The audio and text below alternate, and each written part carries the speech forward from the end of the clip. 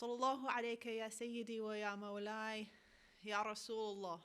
صلى الله عليك يا سيدي ويا مولاي يا أبا عبد الله يا رحمة الله الواسعة ويا باب النجاة الأمة غريب مظلوم كربلاء. يا ليتنا كنا معكم فنفوز فوزا عظيما. My master's like nobody else. He leaves us all beside ourselves. He told us all that we could go, but who could leave him by himself? He blew out candles with his breath and told us all to flee from death. They wanted none but the Prophet's son. They found his soldiers true instead. Zuhair spoke out and made it plain, no matter what, I will remain. I wish to die and live and die for you 1,000,000 times, Hussein. You are my Kaaba and my soul. You are my Mina and my goal. You are my Marwa and my Sa'i. For you I'll live, for you I'll die. Hussein, the heavens turn for you, and children all are born for you. Courageous men and lives were made in hopes they might be sworn for you. Hussein, the heavens turn for you, and children all are born for you. Courageous men and lives were made in hopes they might be sworn for you. أعوذ بالله من الشيطان الرجيم. بسم الله الرحمن الرحيم. قل اللهم مالك الملك تؤتي الملك من تشاء وتنزع الملك ممن تشاء وتعز من تشاء وتذل من تشاء بيدك الخير إنك على كل شيء قدير. صدق الله العلي العظيم. صلوا على محمد وآل محمد. One of the most eternal questions to plague humanity has been, how do you acquire leadership? From the very beginning of human history, people have been fighting and literally killing each other for the sake of power and for the sake of leadership. We do talk about leadership fairly often in our community. For example, we talk about the imamate, which is not what I'm going to be speaking about today, but the divinely appointed leadership, which is a very important type of leadership, that is leadership over all creation. So for example, during his era, Al-Imam Hussein alayhi salam was leader over the entire universe. The things we see, the things we don't see. Now it is Imam Zaman, may Allah hasten his return. But of course, this is only one type of leadership. We do know that in society, there are many other leadership positions we take, whether or not you see yourself as a leader. Because when I say that, leader, you probably think something like Marja, Prime Minister, President, someone who's in a formal position. And yet, I would venture to say that many of us, if not most of us, have some sort of leadership position in life, whether it's at work, in the family, student representative even, community leadership, Islamic organizations, perhaps a political position, whatever it happens to be, many of us do find ourselves in leadership positions whether or not we do want them. And so there is the question of, first of all, how does one acquire leadership? And second of all, how should one handle leadership? Some of you may be familiar with the book, How to Win Friends and Influence People. This is basically a restatement of the same issue. Now, when we look at really any history, but we see this very clearly in the history of Imam Hussein, alayhi salam, there are two models of leadership. There is the model exhibited by Ahlul Bayt, alayhimus salam, in which they are giving very generously to the people. And they are not necessarily fighting for leadership. They are fighting for a higher cause. That's one end of the spectrum. I would say that's the rare type of leadership. And then there is what we usually see among people, as represented by the Umayyads, and that is people who are trying to take leadership by force, to exert whatever power they can to put themselves in an authority position over people. Now, the human being is very paradoxical. When we want to have status, when we want to have power, when we want to have influence, usually we try to gain this by taking more things for ourselves. For example, most people, if they wish to come across as a person of status at a gathering, will invest a fair amount of money in their clothing, right? They'll want to make sure I look sharp, I look the position, I'm wearing something that's respectable and expensive, and this will increase my status among people. And to some degree it will. I'm not denying that. For example, they might try to get a very nice house and invite people over and serve them very good food. The point is, most people will try to increase their own displays of wealth and get more for themselves to make themselves more popular and more influential among the masses. Is this what the Umayyads did? Yes, it was exactly what the Umayyads did. They are the ones who are said to have brought kingship into Islam. I mean, you look at Muawiyah, you look at Yazid, and some of the ones who came after them. It's basically, from then on, about the kingship, the lineage, the palace, the food, the trappings, all of the things that the Holy Prophet ﷺ and Ahlul Bayt ﷺ had put aside and said, this is not actually how we are going to lead. So they did basically what most of us do, paradoxically, to try to attract people to ourselves. They took a very selfish and self-centered approach. Yesterday we were talking about the spectrum between selflessness and selfishness. They took the selfish, non-ithar route to leadership. And of course, reminder of yesterday, what characteristic was said to characterize the ummah of the Holy Prophet ﷺ? What was the one characteristic that was said to be something that distinguished the ummah of the Prophet? Sorry? Thank you. Selflessness, ithar. Yes, that was the main subject of yesterday. And we are actually continuing with that subject, although it may not necessarily have been clear from the title, because usually when we bring up the subject of Islamic leadership, we do think of more structures of leadership, like, for example, proofs of the marja'iyah and stuff, which is important, but not this subject. So, yes. So that sense of selflessness was the defining characteristic of the ummah. However, many people, including the Umayyads, take the opposite approach to try to gain power. Now, does this work? I mean, sometimes, honestly, we have this discussion with adolescents who are still developing their social skills. Do you gain friends, let alone loyal supporters, who will say things that, like, for you I live, for you I die, children are born for you, courageous men and lives were made in hopes they might be sworn for you? Do you inspire that kind of loyalty simply by trying to get more wealth, get more prestige, get more things for yourself to show off? Now, of course, the answer is no. I don't want to come across as cliche, but as we do say, we all know where Imam Hussein is laid to rest. Literally millions of people nowadays go and visit him. People used to go and visit him and have their limbs cut off and still would go and visit him. We look at Yazid. No one's even quite clear 100% what happened to Yazid. I mean, there are some accounts. Muawiyah, again, there's no sort of respectful resting place for Muawiyah. I mean, there is a resting place, but it's not nice, like Imam Hussein says. People don't go on ziyarat to Muawiyah. These are people who came and took and killed.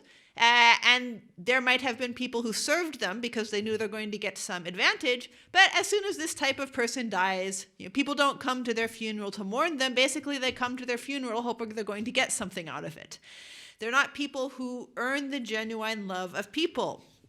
No, indeed, the paradox is when we actually provide to the people or to other people in one way or another, and it is sincere and selfless, because people, they have that, we can tell, right? We can tell usually if someone is trying to manipulate us by giving us something, God forbid, bribing us, trying to say, I'll give you this, so you do this for me. We can usually tell. But if someone is sincerely generous and sincerely giving and contributing, it is natural to be drawn towards that sort of person, and it is natural to want to follow that sort of person.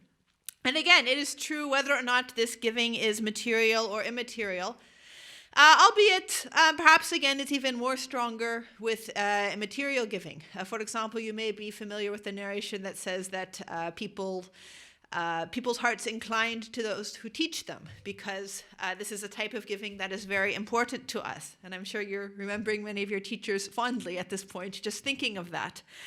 And this is something that is actually narrated from Ahlul Bayt alayhim as-salam. For example, it's related from Al-Imam al-Hussein alayhi salam, a very simple phrase, man jada sada.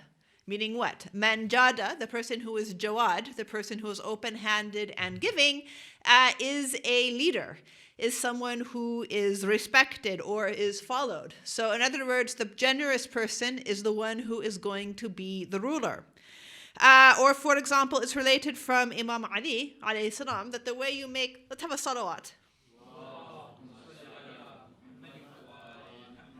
That the way you turn free people into slaves, so people who are not necessarily enslaved, but free people into slaves, is through your generosity. Now, na'udhu billah, astaghfirullah, we don't wish to say that we want people to become enslaved in the literal sense of the word, but rather simply that it is through kindness, compassion, and giving that we do bring people to us, and they will oftentimes wish to follow you and obey you. And this is basically one of the secrets of Ahlul Bayt, and one of the secrets of some of the other spiritual personalities and reformers throughout history, that they did not attain these positions among the people. Now again, I'm not talking about the divinely appointed leadership, which is a higher step than this, but they did not attain these positions among the people through actually trying to joust for power, but rather through their open-handed giving, which made people invite them and want them to take power. For example, Imam Ali, alayhi salam. Although he had the right to the Khilafah, we know that he did not impose the right on people, and it wasn't until the people begged him to come and lead them that he did. Or Imam Hussein, alayhi salam. When he goes to Kufa, again, the people are begging him to come to Kufa. It's not just one person, 2 people, 3 people. It's only when thousands and thousands of people are asking him to come there that he actually did. And of course, this characteristic is not only represented by the Holy Prophet and Ahlul Bayt, peace be upon them. It's related, for example, that, and this is in Bihar al-Anwar, it's related that Abdullah ibn Ja'far, the husband of Bibi Zainab, peace be upon her, was once walking by a farm, and he saw a slave working outside in the hot weather. And the slave was not in great condition, like as you would expect from a slave. He was poor. And he saw that the owner of the farm brought the slave his daily food. And at that time, a dog came by, and the dog seemed to be hungry, and he came up to the slave, and he saw the food, and he's waiting patiently. And now let's just think about this for a moment. We have a slave, so someone who's in the lowest rung of society, who doesn't really have the capacity to go and get more wealth. You have an animal, and not just an animal, but an animal that really we don't tend to embrace. And I'm not advocating dog ownership in the homes. There are najasa issues, but I'm saying we're not even talking about a poor person coming by. There's a dog. So this slave looks at the dog, and I do think there are things to be learned from animals, incidentally. They do sometimes look at you with that trust and that expectation, the same way that we sometimes turn to Allah Ta'ala, that sense of innocence. And just as it's narrated that if you ask something innocently and sincerely from Allah, Allah is shy to disappoint the hopes of His servants who have hope in Him. So it's narrated, have good hope in Allah, and Allah will grant you what you are seeking.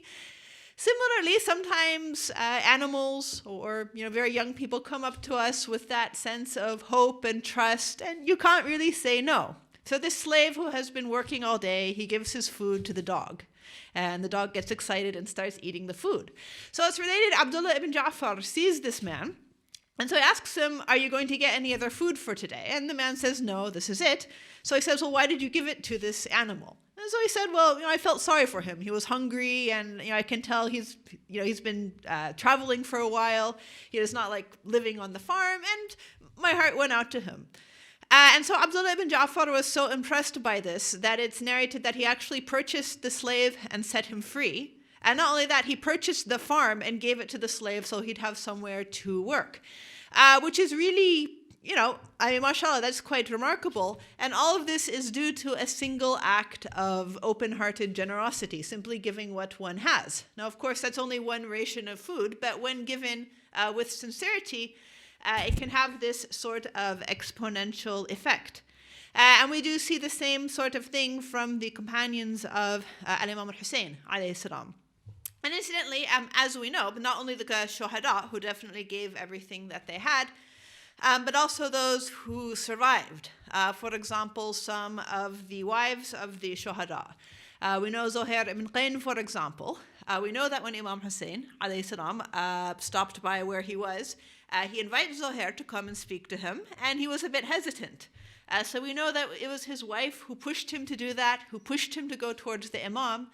And then, after Zuhair was martyred, at the very least, they wanted to shroud his body. He had a servant, but then the servant could not actually bring himself to shroud Zuhair when he saw the Imam was lying there without a shroud. And so there's always this sense among some of these great people of giving to something which is higher than them. And so if we wish to emulate this characteristic, which is a divine characteristic, incidentally, we can consider that this is one of the ways it is done, through selfless giving. I'm going to pause here, actually, and reflect on the notion of this being a divine characteristic. Some of us are familiar with the phrase, or the hadith, تَخَلَّقُوا بِأَخْلَاقِ اللَّهِ, meaning basically try to have the akhlaq of Allah, or take on the characteristics of Allah. So, for example, the characteristic that we have been talking about, this sense of selflessness, altruism, giving, this is one of the divine characteristics. It is really, one can say, a very commonly understood and easy to understand aspect of the divine. We know that Allah gives existence its form. He gives the universe its form. He gives us rizq. He is the provider, and we look to him as the provider, even if we don't necessarily have a very strong, even if we don't think about the finer points of theology. You talk to anyone and they will say, yes, God is the provider, and if I'm in need, I look to him. It's something that is innate. So similarly, just as is narrated with other characteristics and attributes of Allah Ta'ala, this is one of the ways in which we can actually emulate Allah. And similarly, leadership is something which is a divine trait in its absolute status. And it is also something we can emulate in that way, if one wishes to look at things in this manner, in a sort of theological manner. So this is one side. There is another sort of contradiction or difference between two types of leadership. One, we can call it the Husseini leadership, and one, the Umayyad leadership. So to sum up the first difference, people like Imam Hussein or Imam Ali, great people, even great people outside of Ahlul Bayt, alayhimus salam, or our great leaders today, they attract people to their cause through their selfless giving, their altruism, their ithar.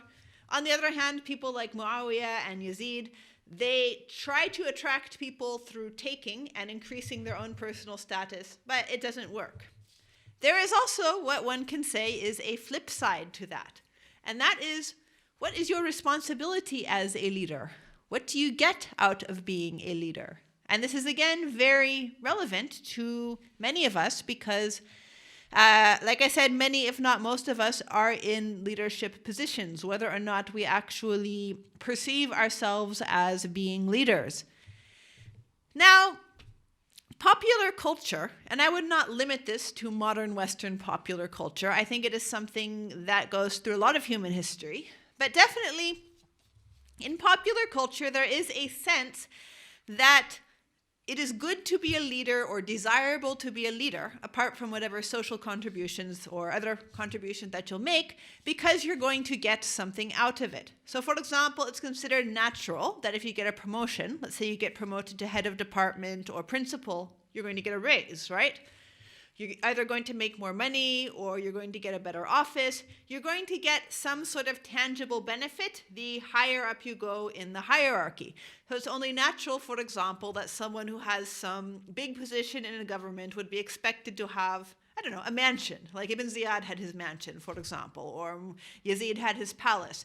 We have this idea And this is something I think very entrenched in the human psyche. It is cross-cultural in a number of cultures that the queen or the king has the best of things, right? And that's one of the reasons why people like these stories about queens and kings, whereas the peasants have less. So part of the desire for leadership is not only part of the desire for power, which is innate in many people, but also a desire to find a way to improve one's condition.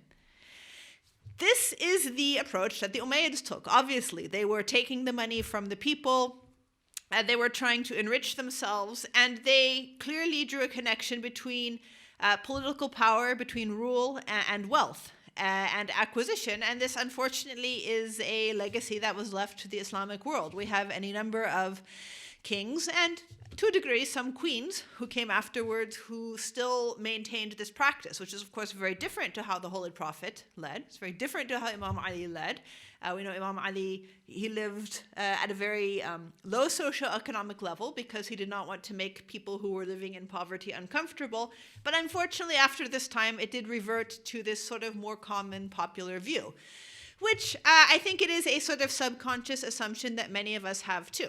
Now, of course, it's not always a bad thing. If you're genuinely doing more work, for example, as the principal, there's no problem in getting paid for the work that you are doing.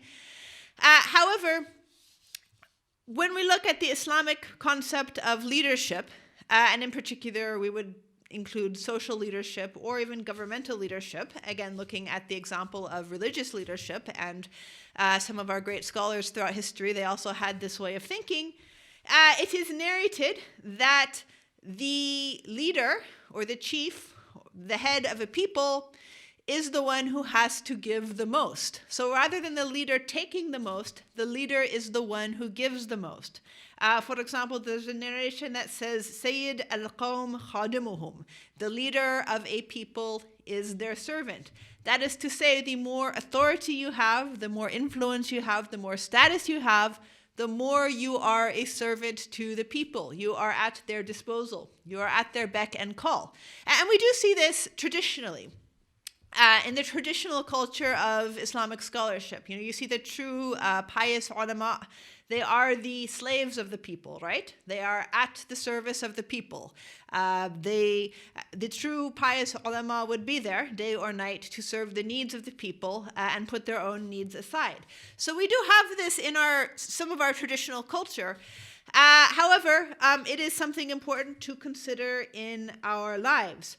And because leadership is something that is sometimes an issue in our community, I do think that if we have an awareness of this sort of thing, it would help to, to perhaps ease some of the leadership disputes in our communities. Unfortunately, and we can consider this the social commentary of the day since we had our social commentary yesterday, I'm not speaking about here, but just my experience working with the Muslim communities in a number of places is that many times you do get into disputes over who's going to lead a community organization.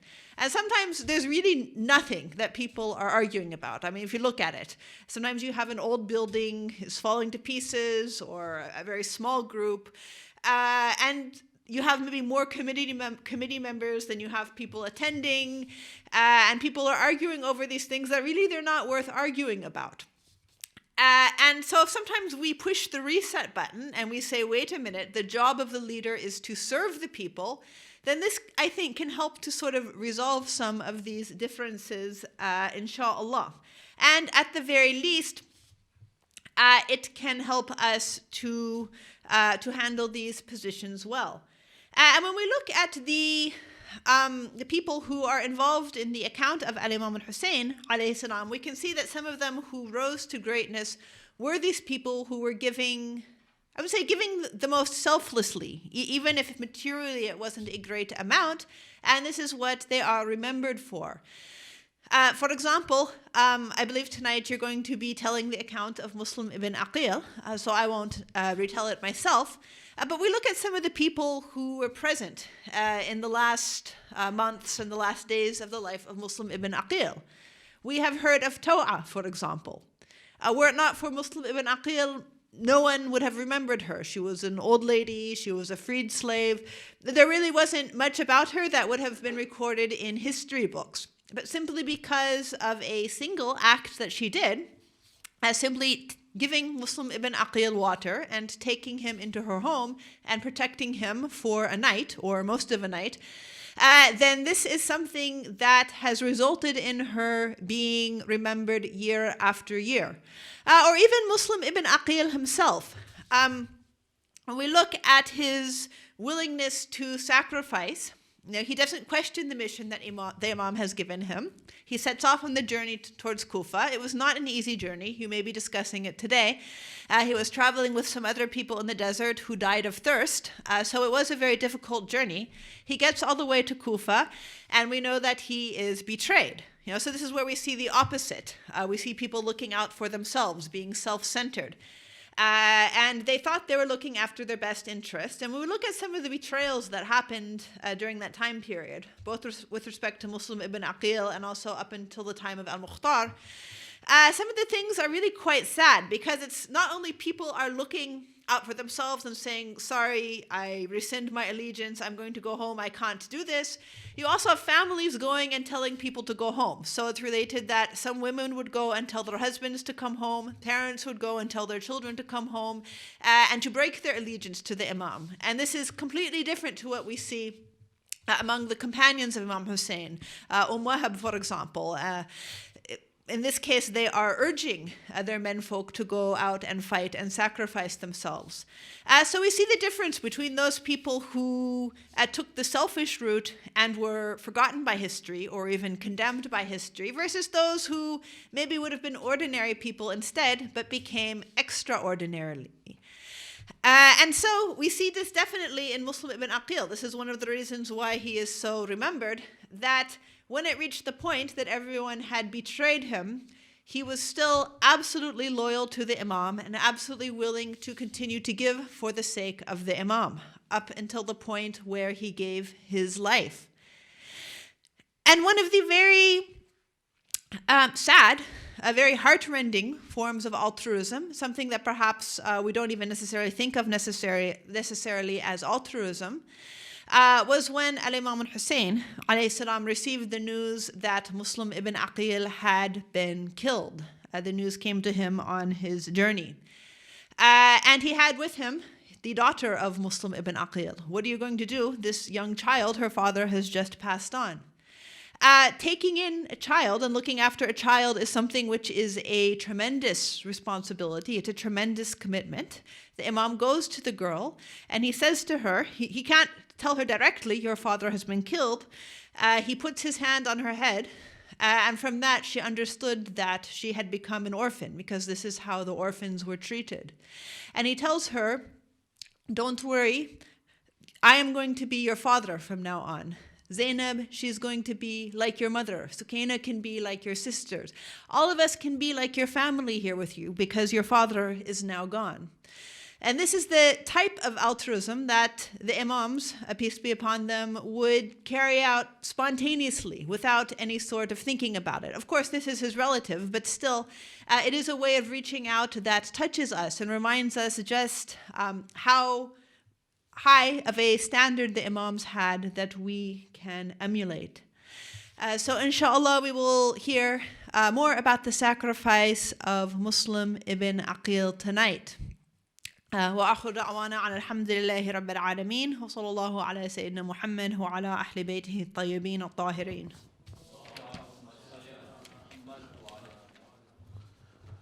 Well, we have some time for questions from either side. If there are any questions from the lady side?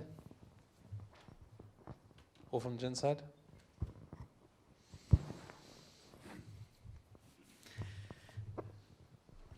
Sister, when you talk about leadership, really, what you really talk about is rulers, really not leaders. Leaders are those people who inspire people to great destinations. So what you really, in your description when I hear it, is more about who we decide to rule over us.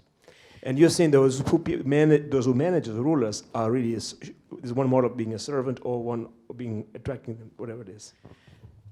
I personally would not limit it to this, because I think it is relevant for all forms of leadership in life. Of course, perhaps you're pointing out that this is a difference between a leader who is wanted by the people versus a dictator. Someone who takes the position by force and intimidation. I do think this may be one value that predated Islam. There were some values that were good in the pre-Islamic culture that were adopted and embraced, such as generosity, for example. It was a tribal value, and it is still something that is considered to be an Islamic value today. It may be that this is something that the tribal chiefs actually had. There was a sense that the tribal chief is the one who has to give the most, because you do see that in a lot of traditional tribal cultures even today. However, I wouldn't limit it to political leadership, if that's what you're saying. And I think anyone who has any sort of leadership position, if they're responsible, they know firsthand that you end up giving more. I remember once I knew a lady who was quite remarkable, who was very involved in Islamic work. Allah yarhamha, she passed away some years ago.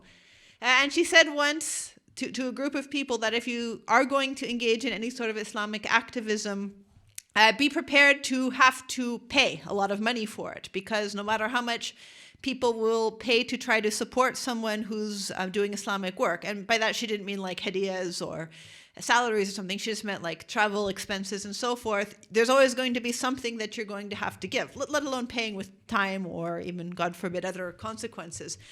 But I think that is something you can say is true across the board. Am I matching up what you said or not? When we talk about leadership in the sense you're talking about, it's really more people who have authority over other people, right? Yeah. And my notion of leadership is people who inspire because they've identified a great, destination, and they will actually lead people to that destination because of a great vision they have. They are trusted. They live the values. They know how to get there, and so forth, right? And I think oftentimes we confuse the notion of leadership with the notion of a managerialship or a rulership or of having authority. Yeah. I think I get what you're saying now. That is a very good point. Thank you for mentioning it so we can add it on to the video here. And inshallah, those of us who do have leadership positions can be inspiring rather than simply appointed civil servants. By the way, I always tell people Mahfil Ali is a fun place to speak because the audience is very, very critical and questioning. I was hoping you could maybe give some insight from historical, understanding of history for a problem I see now. Sometimes I have difficulty discerning when there's someone who appears to be a leader in the altruistic sense, others gravitate towards them, and then oftentimes because of the personhood, they're given gifts.